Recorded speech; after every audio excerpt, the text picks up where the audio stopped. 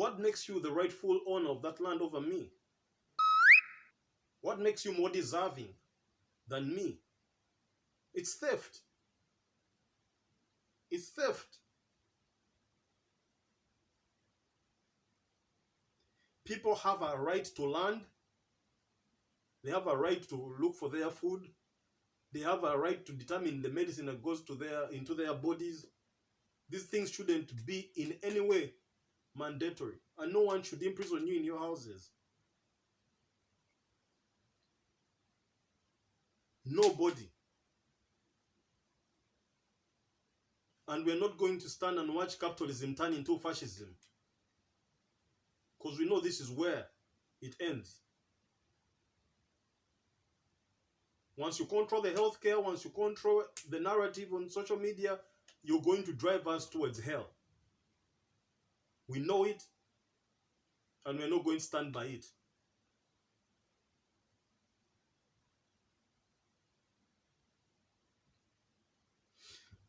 Let's talk more about the difference between capitalism and subsistence. Subsistence drives responsibility, and through responsibility, you're paid your tax. For example, in Africa, one of the key needed things was protection.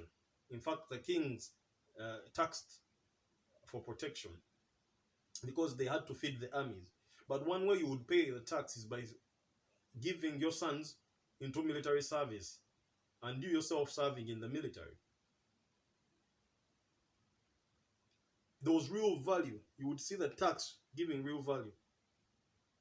Capitalists don't want to pay the tax, but once the tax is also paid, I understand why capitalists don't want to pay the tax, because the tax is abused. It's used for other different agendas. It's embezzled by the politicians. And also this discourages, the capitalists from from paying taxes. It's like feeding politicians, because they know the money doesn't really reach the ground. Even the capitalists that really genuinely want to help can't help, because they know the politicians are going to embezzle the money, because the politicians they're also hungry to be able to appropriate. They're also hungry for this wealth. And this is the problem. Capitalism is not balanced. In subsistence, you help others by being the best version of yourself. Capitalism, you exploit others. And now paying tax is the way to, guilt trip you into giving back in a certain way, in helping out community. Charities and foundations are other ways, That's why there's a sheer need to give back with capitalism.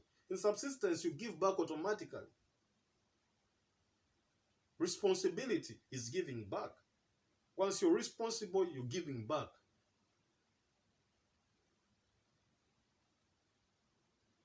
Capitalism is incomplete. They use words like free this, free that, free market, free trade. But it's enslavement. Because it depends on investment. Depends on money. Who owns the money? Depends on who owns the technology, the machines. Innovations are for profit. Investments are on marketable goods. So to attain any value, to produce and create any value, is based on such investment that, has an ulterior motive. This can't be free. If value is based on external forces of demand and supply, then it's already a chain. And that's why in the long term it ends up being fascism. That's why to check capitalism, you need socialism, because it's not balanced. It's not incomplete. It's not complete. Subsistence is infinite. It's long-term thinking. It's slow, gradual, but long-term thinking. There's no umbrella regulator. The orientation is determined by responsibility and initiative, and constant self-growth. It's a meritorious system. You know, it's not about wealth, it's about impact. Unlike capitalism, that is about wealth through exploitation, actually. The only reason why people demand of capitalists to give back through charity and all that is because it's clear that there's need for damage control after exploiting people. Once you've taken people's time and people's land and people's, you have to give back as damage control. That's why there's this annoying expectation of anyone rich to give back to the poor. This dependency. Because if you've totally taken away people's land, people's houses, people's homes, people's knowledge, people's parents and everything, then you have to take care of them. And that's why also there is need for the state and the government, because the government is there to check the capitalists, saying, okay, you've taken, give back. They're like prefects of capitalism. Subsistence, that's why Africa didn't have kings in the beginning. Everyone was the king because everyone was responsible. Responsibility was the check. And if you're not responsible, you're an enemy to society. And you're very quickly disciplined. This way, there was no need for prefects. You were prefect to yourself because you were raised as a responsible human being. Knowing your purpose and knowing your duty to give back through being subsistence.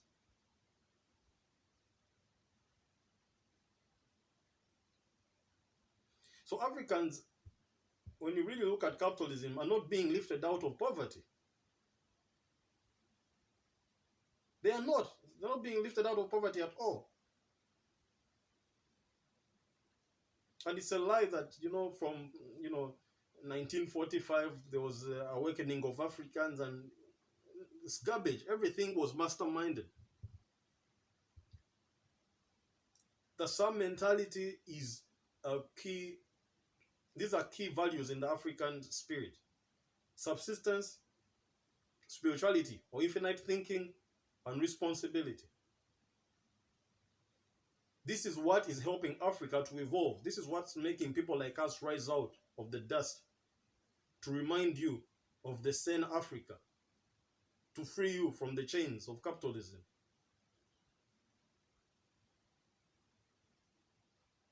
By weakening Africans through fake education, universal suffrage, the UPEs, UPE, universal primary education, has destroyed the education system completely. You can't believe that African healthcare and education is dependent on Western charity. Western aid is what sponsors your education. So how do you expect the education to be good? Because African taxes, we know, are all used to pay back the loans that we borrow from the West. So our economies are run on charity and loans. And any little money we generate from our taxes is used to pay, colonial tax, literally. So we are totally in a rat race, dependent forever. Look at the Malaysias and the, Singapore's, countries that got their independence the same time as Africa, but had no wealth. They have already turned into first world countries, but Africa remains the same. Why? Because it's deliberate.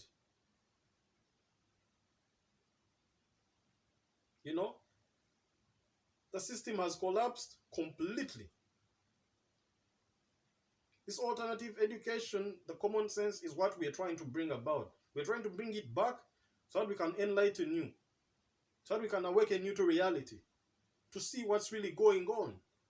And then maybe we can plan a better united Africa based on principles of being truly, truly awakened.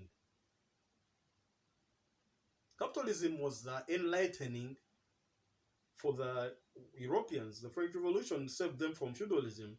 There's no doubt about that. And capitalism is a good thing because, it's better than feudalism. And I think it's better than communism in a way. But both of them are based on exploitation. Both of them are vengeance. They're based on war. They're not natural evolutions. The only true evolved economic system is subsistence. And that's the system of Africa, you know. So it's rather criminal for the West to attach the progress of Africa to capitalism. If anything, capitalism has just destroyed Africa.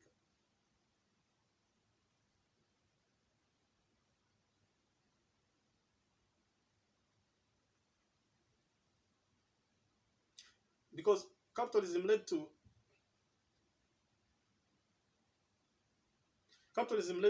fake scarcity, you know, because they forced Africa out of subsistence, out of self-reliance, into dependence, into producing for the West, into producing what's not consumed in Africa. So Africa is in a situation where we produce what we don't consume and we consume what we don't produce. There's no value exchange at all. And the, you know, little benefits are just basic life. Like at best, if you get a job, all you can do is, you know, sustain your bit of, you know, nuclear family. Subsistence was about the whole extended family. That's why in Africa we are all brothers, because we all took care of each other through responsibility, not taking care of the few, you know. This divisiveness of capitalism, of now even your brother is not important to you, only your children are important to you, where, you know, your cousins are ignored as not family. This is madness. In Africa, the whole village was your family, and it took a village to raise a child into responsibility, not the state.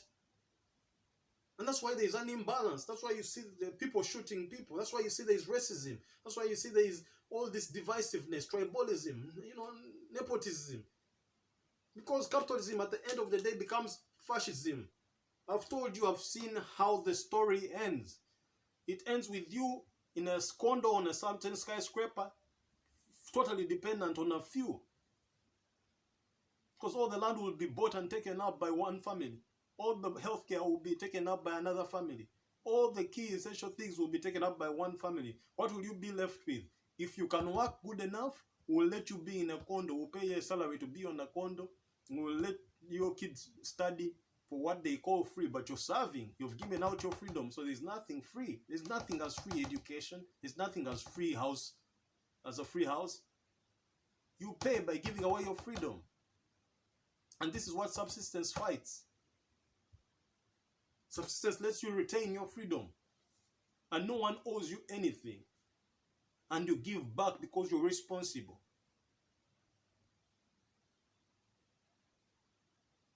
These are very important. We need to draw a line.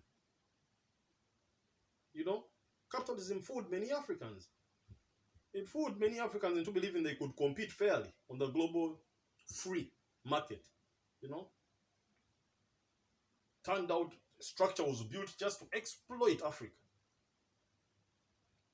There's no fairness. The money is fake.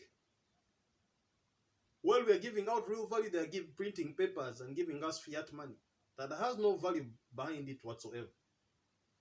The African money is not backed on African treasures, it's backed on colonizers' money. So when the pound falls, the African currency falls. As if our economy is, you know, based on the British economy, on the colonizers' economy, on the French economy. There is no independence of currency. You know? So, you know, with that, how can value be, exchanged?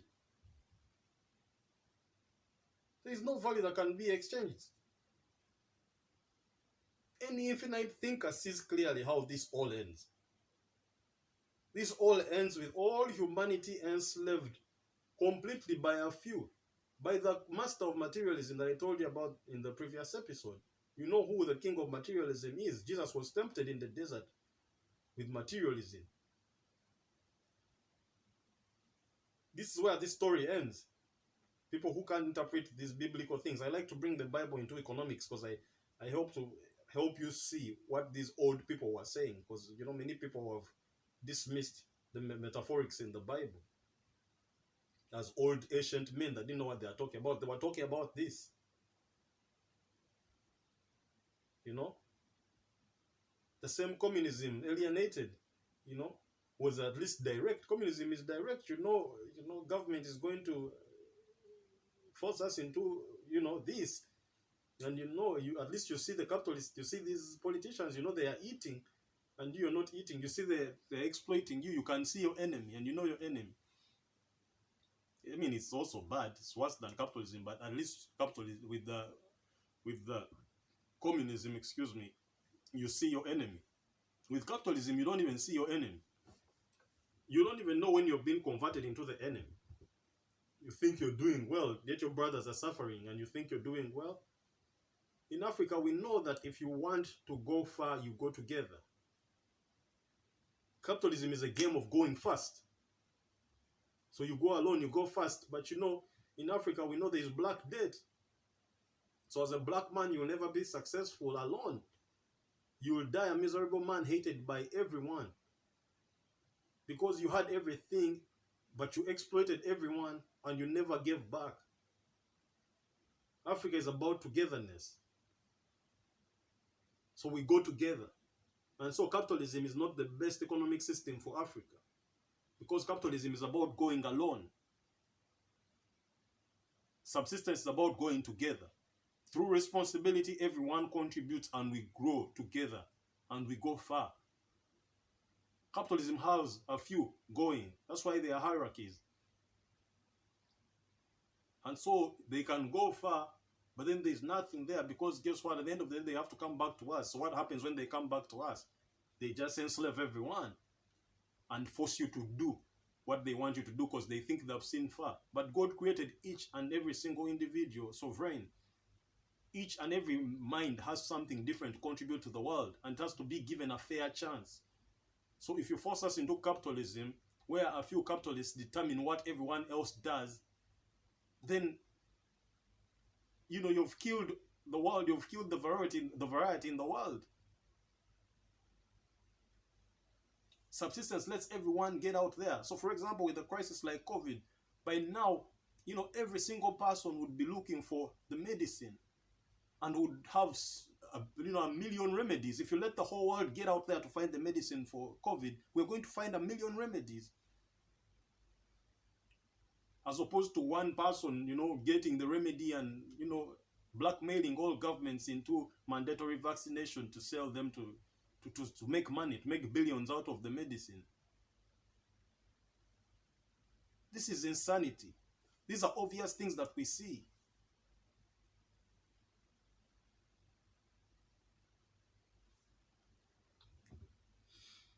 So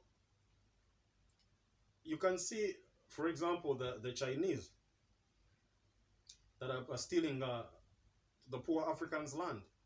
They come here to build roads, and then they exploit the Africans. This has accelerated inequality. It has stiffened the hierarchy, and there are no checks. Because these Chinese are workers. They don't pay taxes. They're not registered. I don't know what makes Africans allow the Chinese to come in with foreign workers. I thought these people are supposed to be investors. Don't we have African engineers to build the roads? Why should the Chinese bring their people to build the roads? And now this inequality is what leads to the malevolence, because people are now tired. So they become violent and they pick up these guns that, again, capitalism has brought to Africa. Because how would you protect the few? You need to protect yourself if you've exploited everyone. So there's need for guns. And this just end up destroying everything.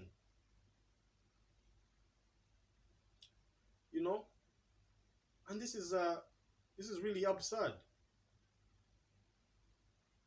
This is really absurd.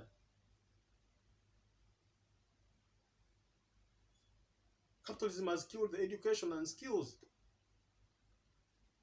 That's why even the Chinese are taking advantage of this, because the African engineers are not comfortable with each other building the roads, because they don't trust their abilities, because they don't trust their education. Capitalism established the fake money, to bring that exploitative debt to Africa, and totally killed responsibility and initiative. Everyone is innovating for profit. No one is innovating for impact. So even you go to school, but you're not interested in anything because it's all just for profit. So any African that has been raised in a family, and the problem is that there's a cultural clash, because the African culture is about impact. So you go to school, they teach you profit, and you at home they teach you impact, and all that clashes, and you just disorganize at the end of the day. You know, Africa's worst enemy is capitalism. That there's no doubt about that. You know, and then they come out with, oh, Africa is suffering because of population reduction does not help in food production.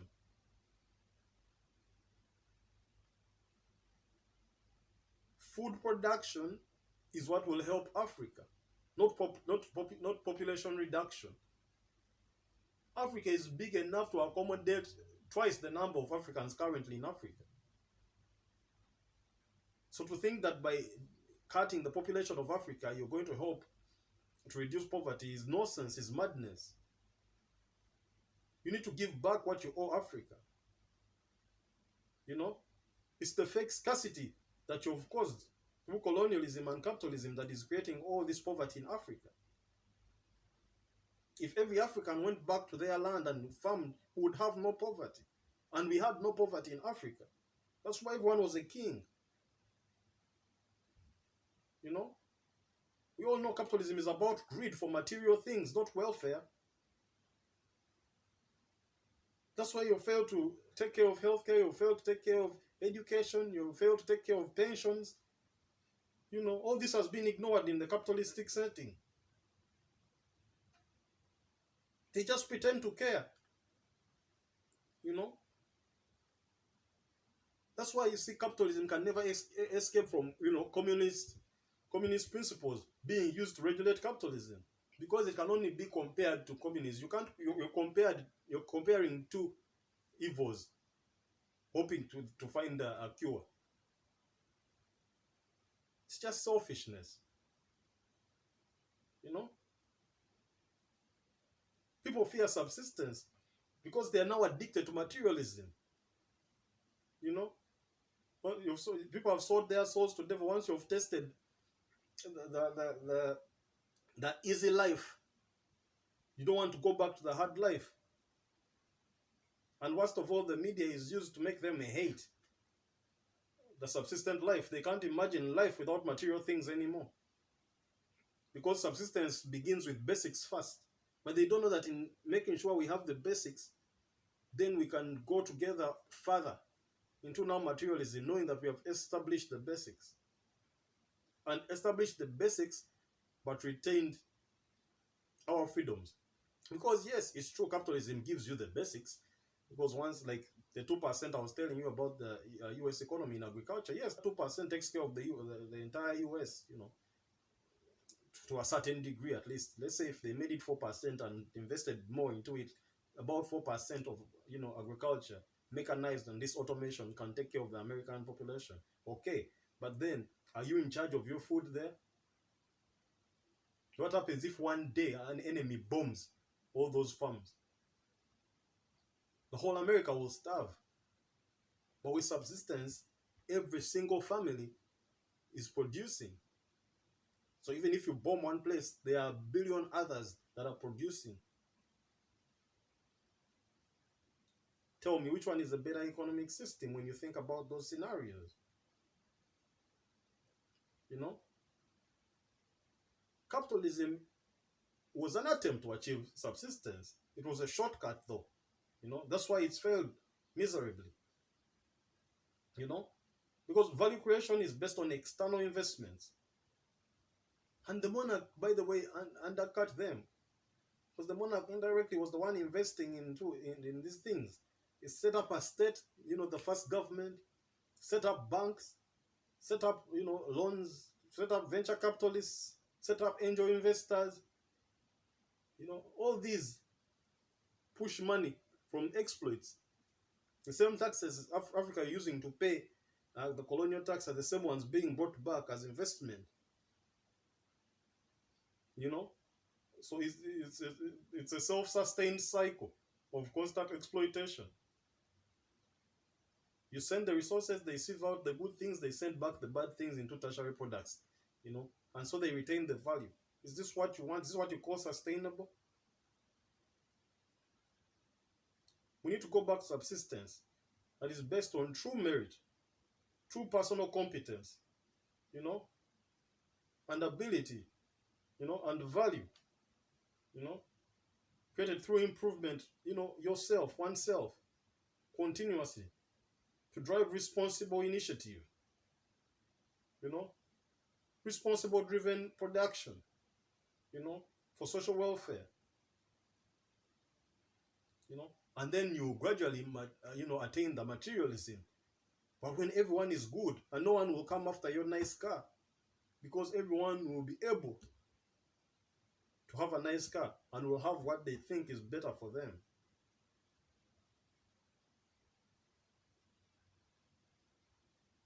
So to sum this up, capital accumulation is a good thing in a capitalistic setting. It helps people that are able to do good to do good. There is, however, need to make sure that this good is not determined by the capital appropriator. It's important that people gain back the power to determine what is good and not profits. Innovation and invention should be based on impact, on welfare of the earth, of nature, and of humanity, in consideration of the environment. This can only be attained through subsistence.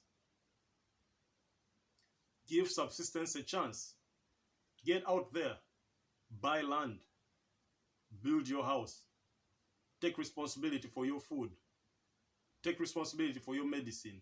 And if you can't do any of these vital things, that's when you can think of selling a little of what you have so that you can invest in research for healthcare with anyone of your choice, not the ones that you're forced to, to invest in, not the ones that the government wants. Because the ones that the government wants are the ones that are part of this same group of people. And that's why you see they block out homeopathy. That's why they block out any new innovations. Because they want all the money to come to them.